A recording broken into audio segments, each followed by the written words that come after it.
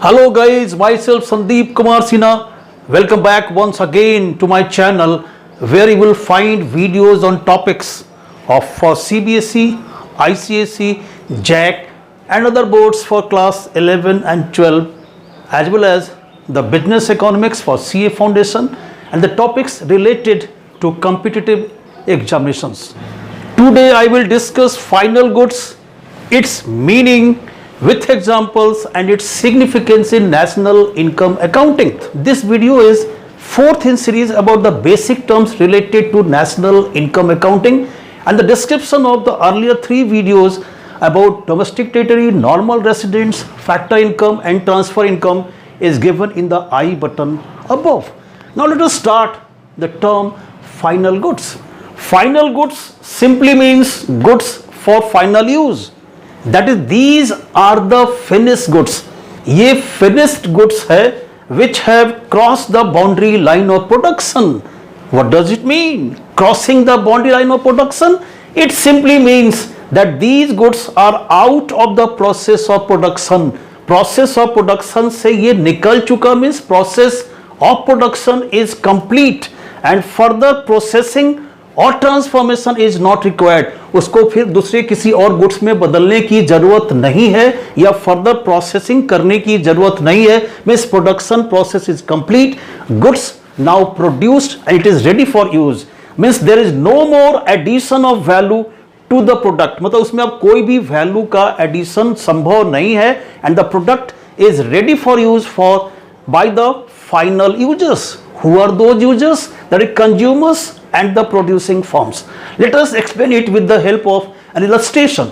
Showroom में एक car रखी हुई है, मतलब that is for sale to the final users.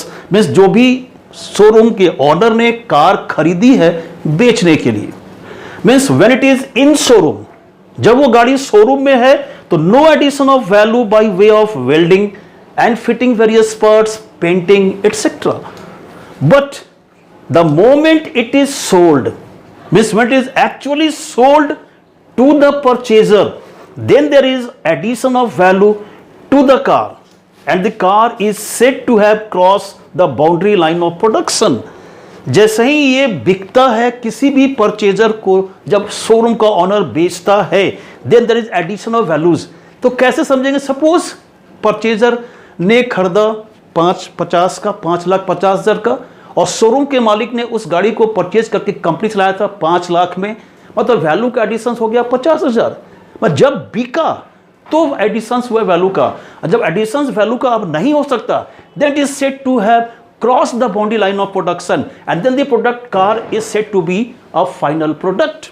जब तक प्रोसेस प्रोडक्शन का चलता रहता है तब तक कोई भी commodity is not said to have cross the boundary line of production.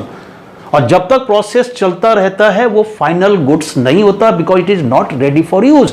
जैसे ही वो बॉर्डर लाइन क्रॉस करता है and no more addition of value is there to the product, then only the product can be said to be a final good.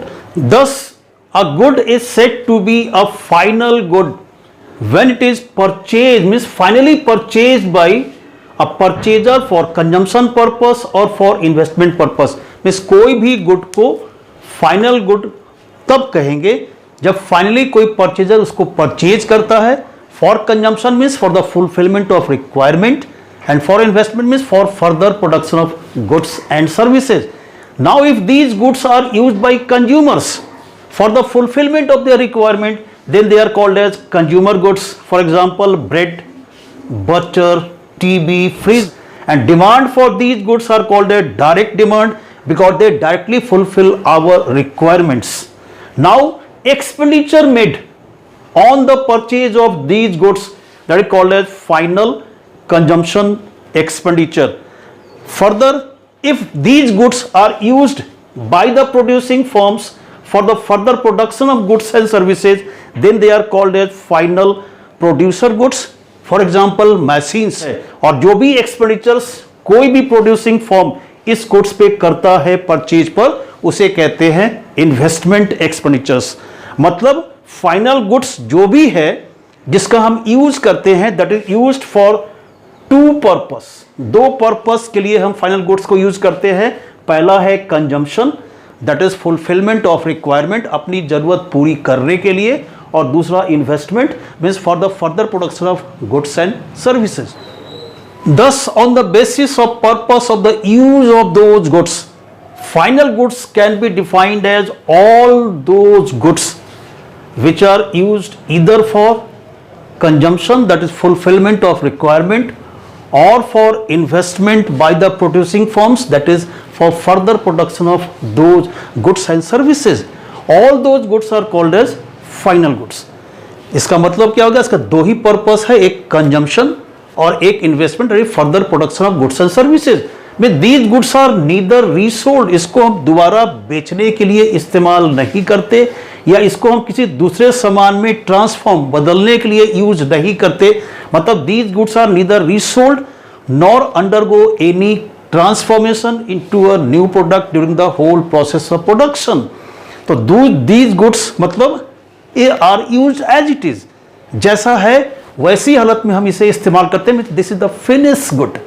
Now take examples of some of the final goods. Sewing machine purchase by households, we households purchase those machines for just for consumption. थोड़ा मोड़ा सिलाई करेंगे, कुछ कपड़ा फट गया हो गया तो सिलने के लिए हम खरीदते रखते हैं। तो ये हमारा पर्पस क्या है? अपनी जरूरत पूरी करना, that is fulfilment of requirement. ठीक है, सीविंग मशीन वही हमारा क्या है?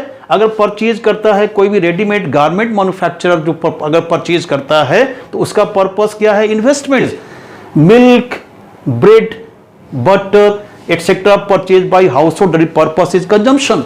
कोई भी किताब अगर कोई एक स्टूडेंट खरीदता है तो पर्पस क्या है उसका? Consumption. Furniture purchase by a school, school provide services, earn money income, तो ये इसका क्या है? Investment. Clothes purchase by an individual, कोई भी कपड़ा अगर कोई खरीदता है कोई भी व्यक्ति तो उसका पर्पस क्या है? Consumption. Car purchase by a house hold, अगर हम कोई गाड़ी खरीदते हैं तो रोज अपने घूमने फिरने के लिए, मतलब अपनी जरूरत पूरी करने के लिए, पर्पस है consumption, it is a final good. The same car if it is purchase by a taxi operator, the purpose is investment, earning money, that is further production of goods and services. तो these are the simple examples of final goods. तो final goods का अगर examples देखें तो क्या क्या इसमें शामिल होता है? All the durable goods. Durable goods का मतलब those goods which can be used for a longer period of time.